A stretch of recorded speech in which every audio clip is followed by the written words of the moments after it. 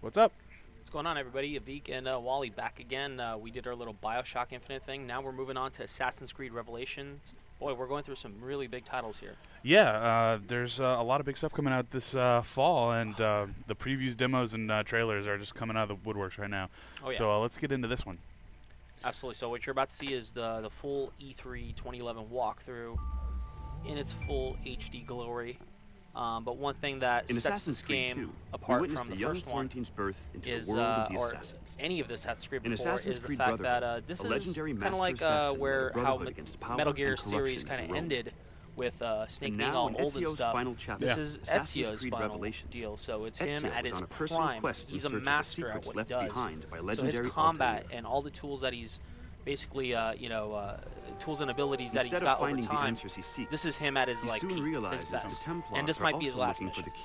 Yeah, and that's what kind of has me super excited, because it's just sort of like a character who we all know and love at his absolute pinnacle. Like, this is when he should be his most badass. And everything we've seen so far just really demonstrates how they've upped the badass level.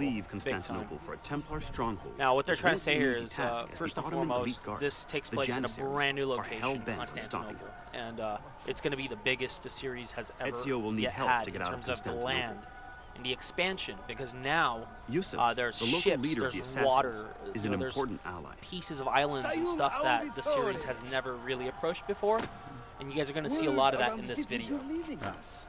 So here you go, look at Ezio. He's old. He has all the crazy gear crafted for him by people like Leonardo da Vinci, to all the rich men in the world that he's helped. But like I said, this is him at his peak. They're talking about this chain that realistically happened back in time, where in Constantinople they used that chain to not allow ships in and out. It's kind of like a defense thing.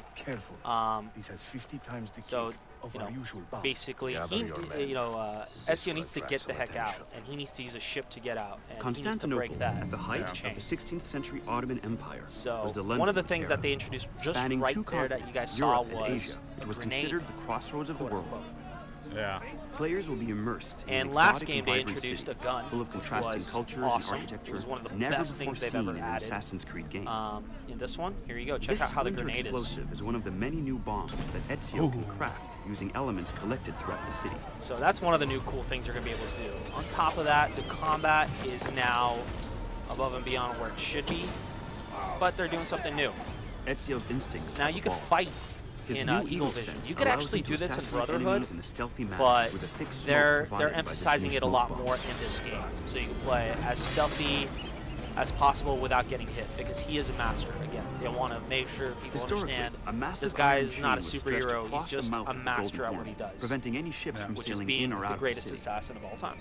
For sure. And one of the things, from my perspective, what I love so much about the Assassin's Creed game is the story and how they give it to you. And you can already tell, just the animations and the voice acting looks like it's really kind of taken a step up big time, which is huge, because this is not a game where you're just running around shooting. You really need to be immersed in it. And the better the story is, the voice acting, the animations, particularly the animations, the more immersive it is, and this is just more efficient. Looks so smooth. Yeah, and this is all in game. It's just brilliant. So one of the things they're talking about is that new little hook thing that Ezio has on his little right, arm. Under his wrist. So not only can you use it for platforming, but you could also use it for combat, that you guys just saw, and it just makes him as brutal as ever. Ezio will use it to his advantage. So this is one of the new things. Back in the days, they actually have this technology to shoot flames from a ship, believe it or not.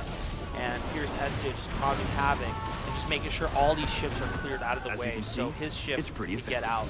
He can get out with it. Is he going to be able to escape? We're about to find out. So again, this game is great at what it does, because much like Bioshock Infinite, there's no loading. So what you're seeing is all in game. even though this is a cutscene. But look at this. This is a cutscene, right? Ezio really needs to get on that ship before it leaves without him. This is gameplay. You're playing. So that's seamless. I love that. And see, what we saw in BioShock was seamless in the sense that it was never anything but gameplay. Right. This is doing seamless cuts between cinematics and gameplay, and that's something that the Uncharted series did really, really well. That they're bringing into this, and I love to see that because again, it's that whole immersion thing. And the gameplay is really big, but for me, my perspective is all story-based, and I love the improvements that you can see just in this demo. I almost have nothing to say because I'm so immersed in the story here watching this. It's pretty intense. Well, speaking of the story, Assassin's Creed 1 started off and it introduced Altair, this is Ezio. It's a completely different character. Where we're at in the storyline, Assassin's Creed 2 introduced Ezio, 3, which was Brotherhood, followed his storyline along instead of Altair's. By the way, check this out. Ooh. Oh, snap. Yeah. I love it. So with that being said, this is going to be that bridge that maybe Ezio and Altair maybe meet for the first time ever, even though they were in different eras. It's going to be a really interesting thing to see how they bring Altair back into the story. So the question I think a lot of people kind of have at this, and I think it's kind of obvious, but just to lay it out plain and simple, is this a sequel to Brotherhood, or is this like a full, finally, like Assassin's Creed 3? Here you just got a glimpse of that's a last very stand difficult against the question. Templars I in think this Constantinople. is not the last of the Assassin's Creed is the final chapter series. of Ezio's trilogy. It's the final chapter for Ezio's adventure. So I wouldn't be surprised if they come back with Assassin's Creed 3. And why wasn't this called Assassin's Creed 3 Revelations? They would have labeled it 3, I believe. Oh, this is some cool stuff right here, by the way. Check this out. So Desmond, now what you're seeing here is really cool. So what that is Desmond apparently throughout your storyline, you'll be able to play as him much like you can throughout the Assassin's Creed series.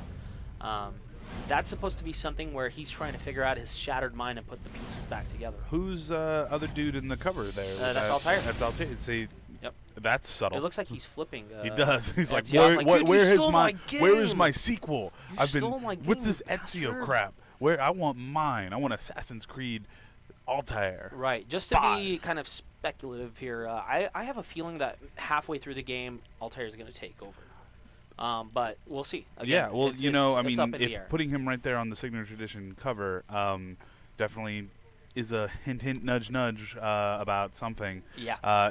And you know what? Is maybe if this is like part 3 of that 2 Brotherhood and Revelations trilogy, and then Altair, this sort of bridges back over to him, and then he can kind of close out his trilogy to close out like a giant 6-game Assassin's Creed sort of franchise. Sweet? That would be a really nice sort of structure. Or maybe even not. Maybe Altair is the next game, and they bring in someone else in the next game, and then it branches off again for a couple years, and then comes back, and like he's just sort of the centerpiece, and you can kind of keep going off. Because I mean, that's one of the things with the Assassin's Creed games is they've been building just a large universe that is not just 1 or 2 people. Like there is a lot of places they can go with this. A lot of like the time spans are like literally Ezio's. You go through his lifespan, so you go from him being 20 years old, young in Assassin's Creed 2, all the way to where he's now like mid-50.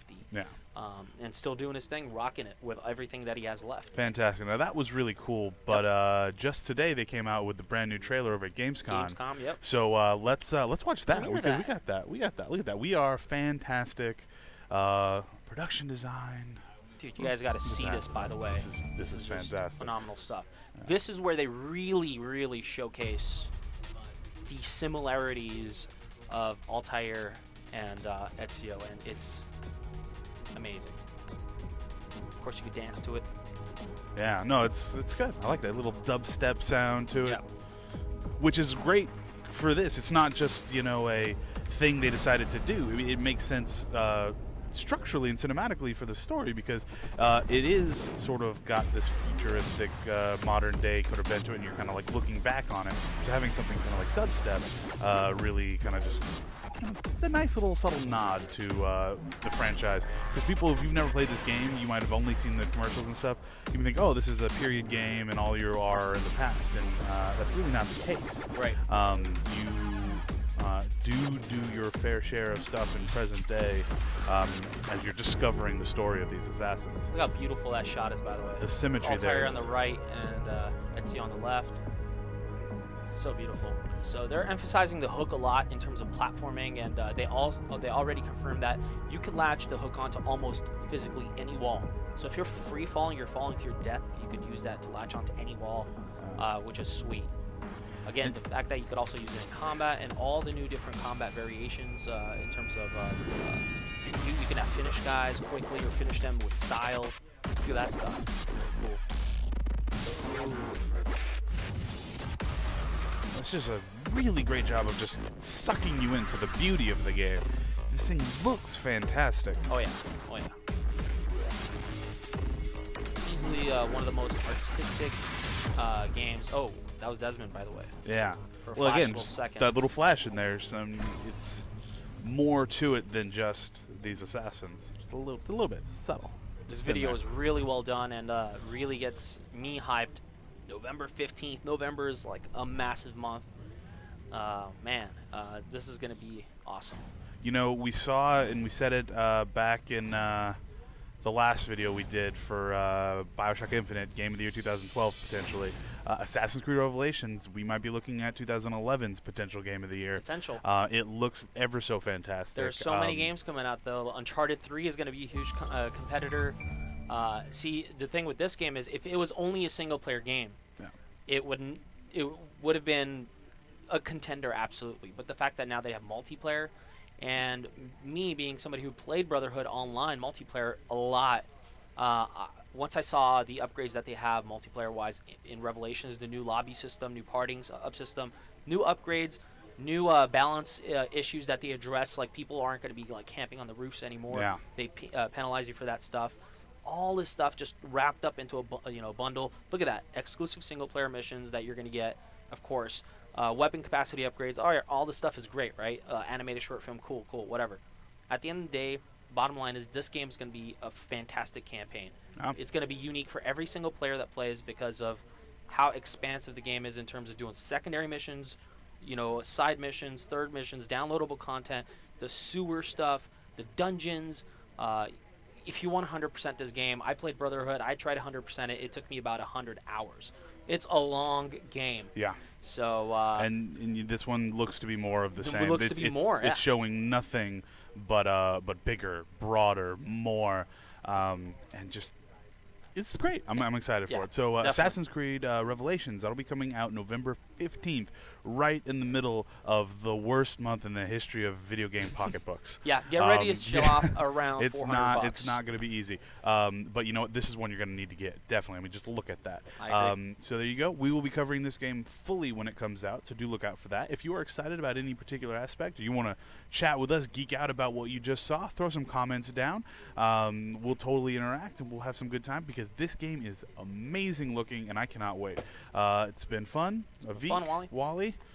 Follow us on Twitter. Later, dudes. Good stuff. Bye. Better get this game.